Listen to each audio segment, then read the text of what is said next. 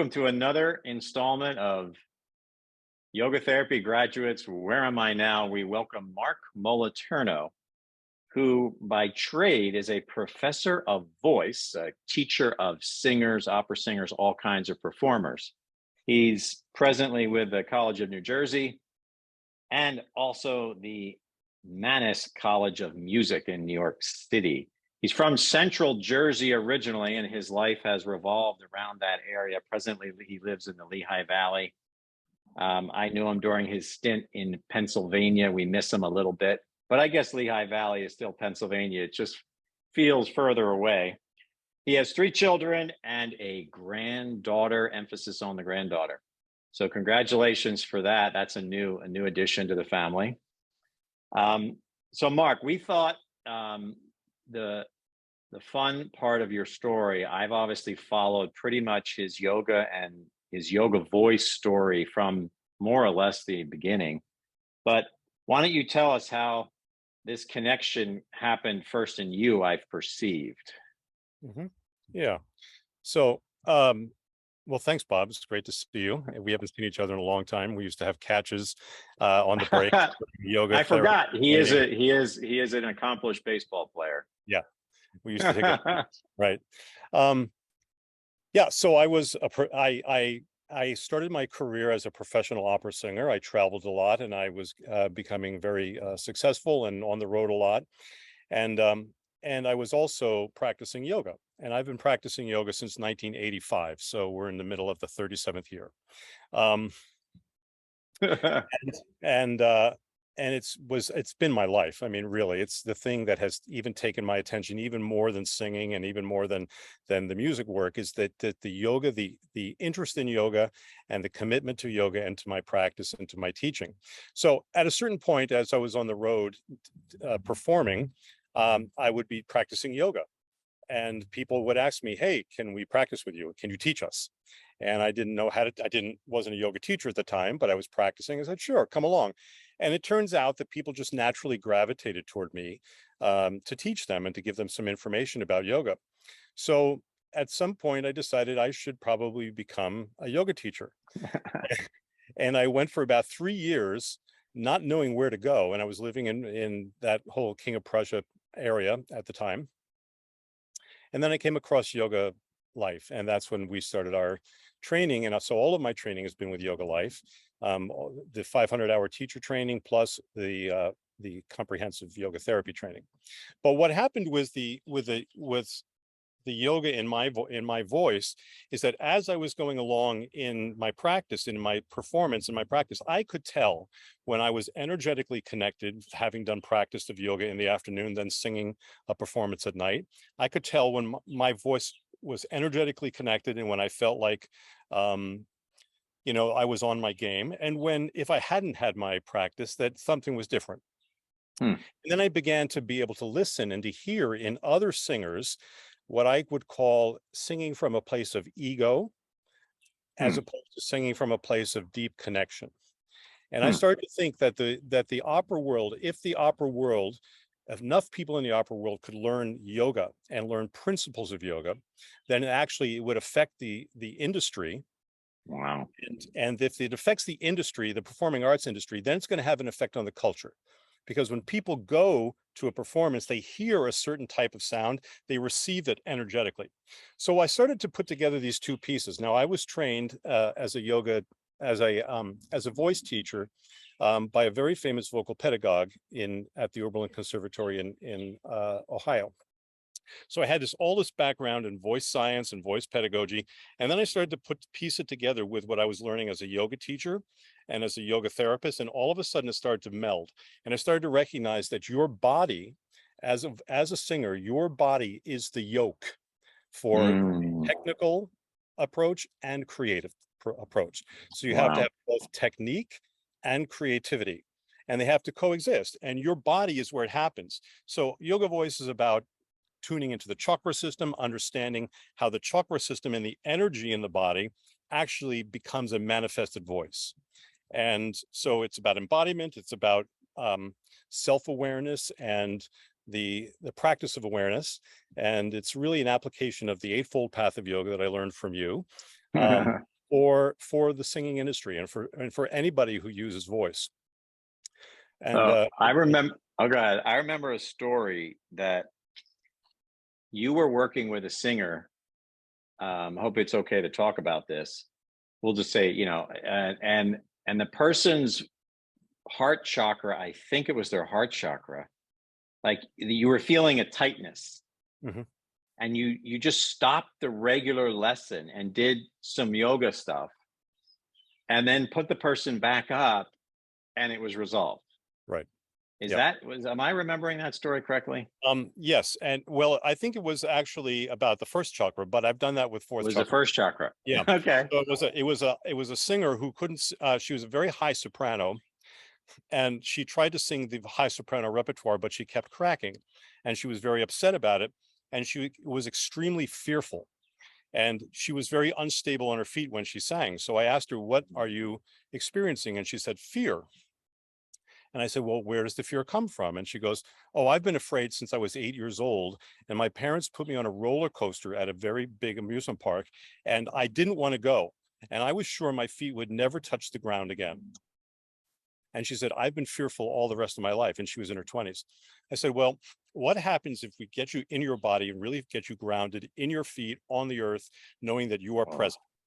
wow. And she did, boom. And all of a sudden the voice started flying. I mean, flying into the top of the voice, no problems with her range, no problems. And of course, lots of tears.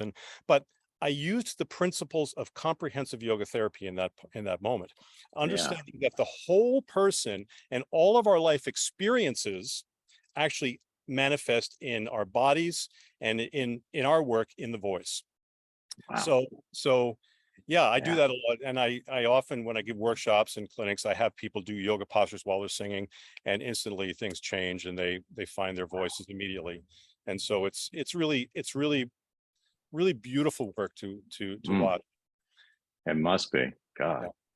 And And then so yeah, so then I just to let everybody see how you develop. So then I think you start, I remember because of college having summer vacation, you started doing week-long, like a day for each chakra right, programs that were once again very successful for the students. right.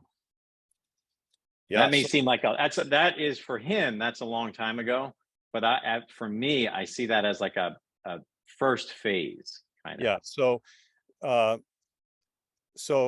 we are in our 17th year of doing that. And, Oh, really? yeah, it started with, and we've done it every year. It started with a week, as you say, at a college on their college campus as part of their continuing education program.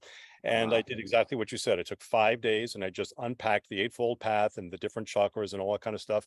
And that was very successful. Then it went a second year and a second year and a third year and a fourth year and a fifth year, and it just kept on going. And then at one point, I went independent because the school didn't want to put me up anymore in the summer times.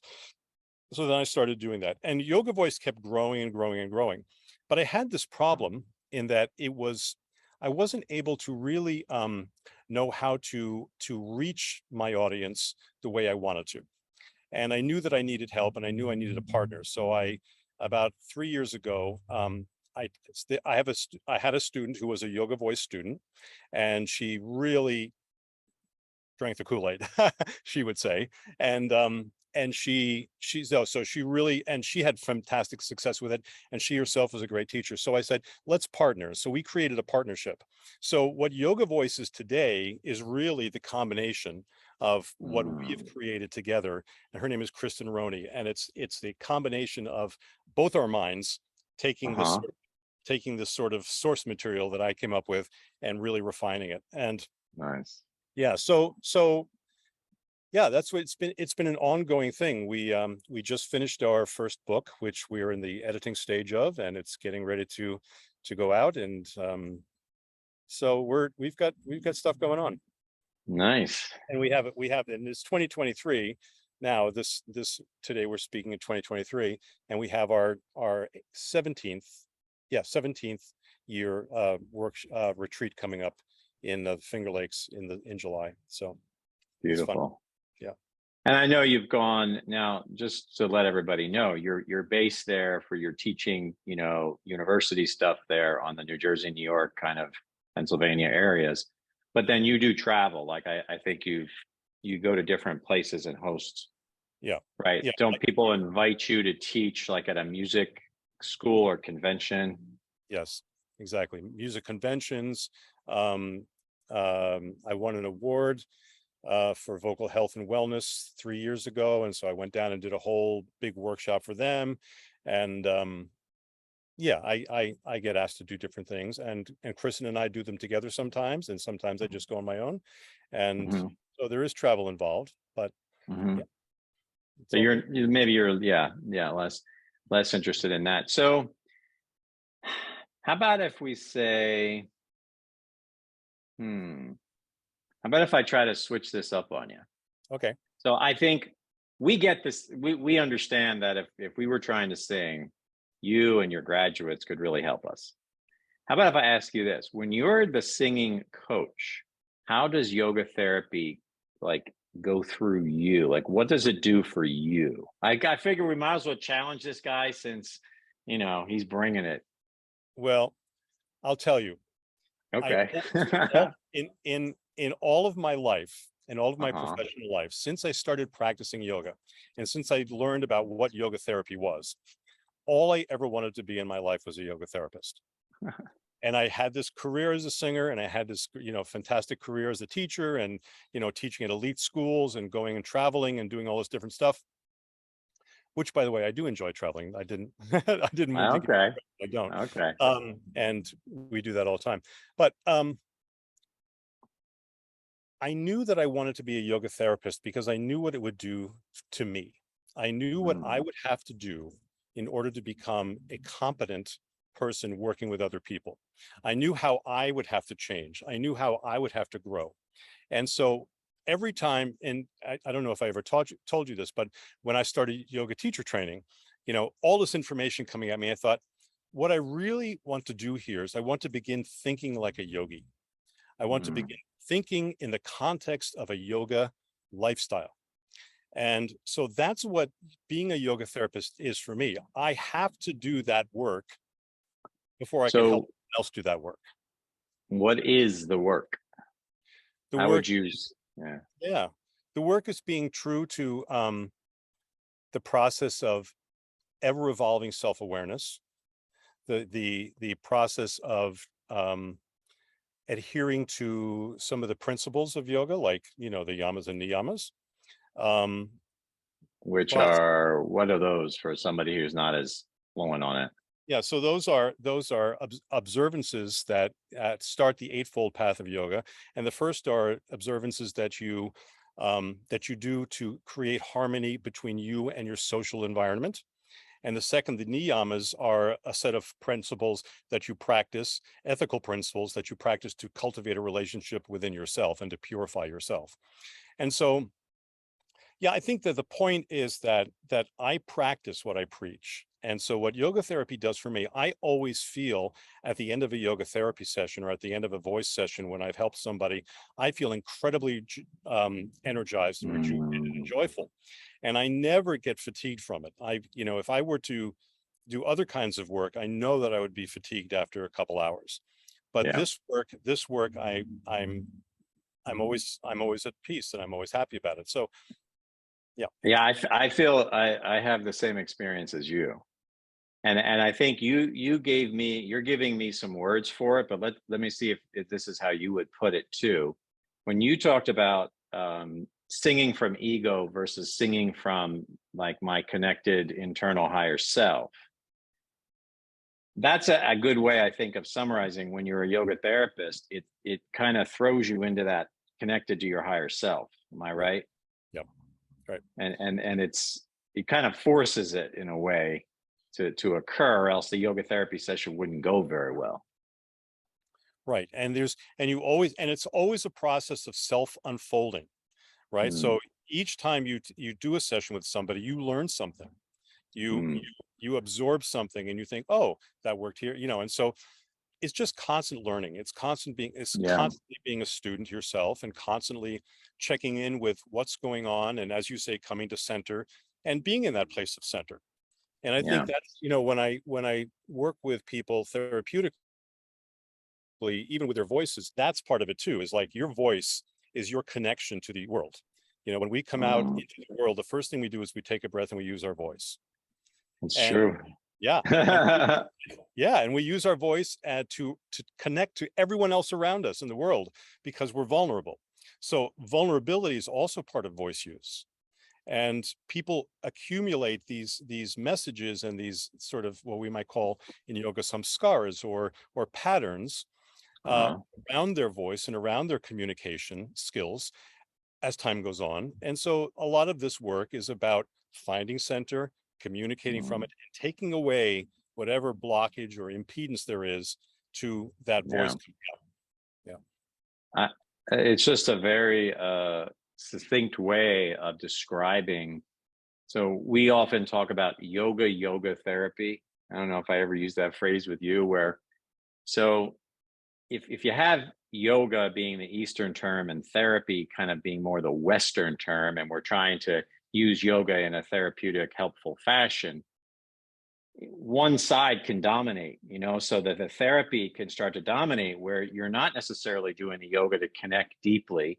You're doing a pose because you have neck pain, or you're trying to get grounded. So you crawl on the ground and you're breathing and you're doing some yoga movements.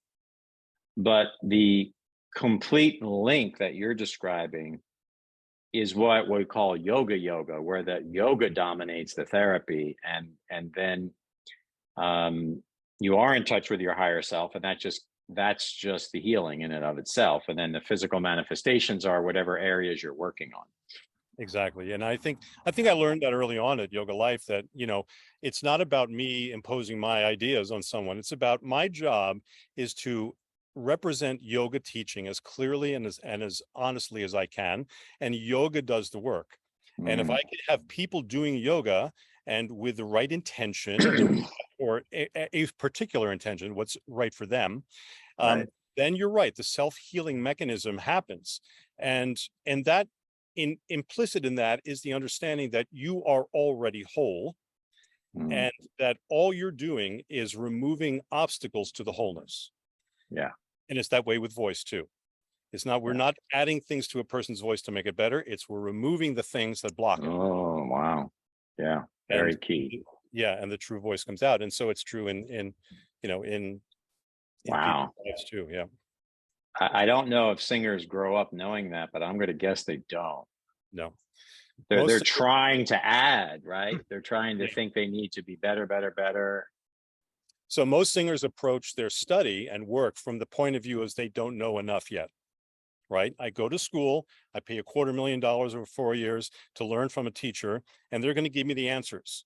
And they're going to tell me how to build my voice, and they're going to work on me. But what happens invariably is that people get really locked in a cycle of trying to please the teacher. And they get locked in a cycle of trying to add things to their voice, which actually is an illusion. You can't add anything to your voice. Your voice is your voice. So they spend all this time and effort trying to get better at something that they already are whole at if they could understand the wholeness is there. So it's all part of that illusion. Yeah. I would say it's true in just everyday life too. That's part of what we learn as yoga teachers and yoga practitioners is that it's already in there, Yeah. and it comes out when you practice. It's Yeah. embedded in the practice. The knowledge is embedded in the practice. You can't necessarily learn it from a book, and you can't actually learn it from a teacher. You have to be in your practice, and it unfolds as you Yeah. practice. Yeah. Um, yeah. In my Wow. No, that I could take this same line of thinking, and it's kind of pervasive in education. Then you could like take your point and just really, expand it out to say that when we're children and we're learning, we should be learning to get in touch with our true spirit. We're already good in and of ourselves. And yeah, we learned a little math, we learned a little grammar, we learned some, science stuff. But us as the human was already completed. Yeah. So that I think probably what happens is a sidebar in this, which I know is a part of your work, is that you have to be able to hold space, because we will then have a lot of, like you mentioned, fear in the one singer when we talked about her root chakra. So if somebody's experiencing a strong emotion and they've had some traumatic experience or hurt, like everybody has in some way, shape, or form, none of us escape it. They have to be brave enough to face that. And Yeah. it's not, and that takes courage, but that's where I think the mentor, the yoga therapist, the support person can help us to be able to face the hard things that are actually covering things over. Right. Yeah. Yeah. And the yoga teacher and yoga mentor and yoga therapist is not there to manipulate somebody to get into a particular shape or posture or even mindset, Right. right? We don't make those kinds of adjustments. What we do is, as you said, hold space. We guide people in a process so that they can discover what is in the Right. way, they can discover the healing. Yeah. And sometimes it's embedded in the body, and sometimes it's embedded in their thoughts and the way they breathe. And so all of those things are part of what I think a competent yoga therapist does is you create the environment and the I guess method for the student to figure it out for themselves. Right on. Yeah. I learned that from you. Excellent. Well, you sure said it pretty well, and it's beautiful to see it all be integrated. Yeah, So I know that feeling when I train people to teach this method, and when I watched the first time I saw someone else teach it, I I almost came to tears because I thought, oh my gosh, it's not just the thing I do. It's actually something that can help a lot of yeah, people, and it can yeah, be translated to other teaching. And yeah, so yeah. it's a good So thing. it's great to see how you've integrated it. So I think you really I appreciate your interview here. I think you really like drilled down so quickly, and I think you've inspired us to free ourselves and free our voice. Yeah, it's great to So see you. Great to be yeah, with you. great to see you, and keep on going. Okay, thanks. You too. Fantastic. Thank you very much, Mark. Take care, Bob. All right.